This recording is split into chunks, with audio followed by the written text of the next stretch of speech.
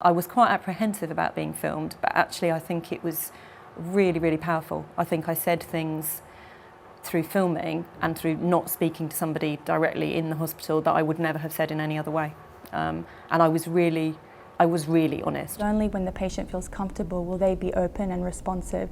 So it's very important to not only allow the patient to choose the location of the interview, but it's really important also to spend the time with the patient before the interview, even after the interview. Sometimes the patient needs to talk about what they've spoken about in the film, brings up a lot of issues. So I think it's really important to spend that time to establish a rapport with the patient and build up a trusting relationship.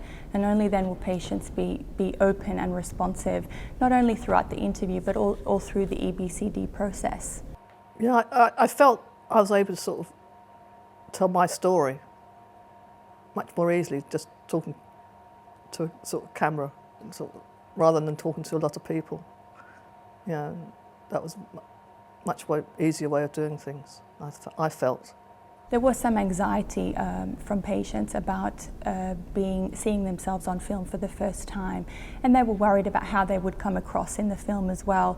So it's about sitting with the patient and reassuring the patient that all the other patients and carers will have contributed in some way to the process as well.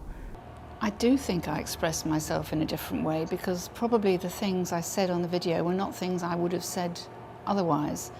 It was a way of getting across my feelings about one or two things, yes. Interviewing patients, for me as a researcher, was quite a humbling experience, because often you're talking to patients that have never told their story to anybody else before, so it's a real privilege to be a part of that. And also that you're invited into patient homes, into their own personal space, you meet their families. I think that's a real privilege.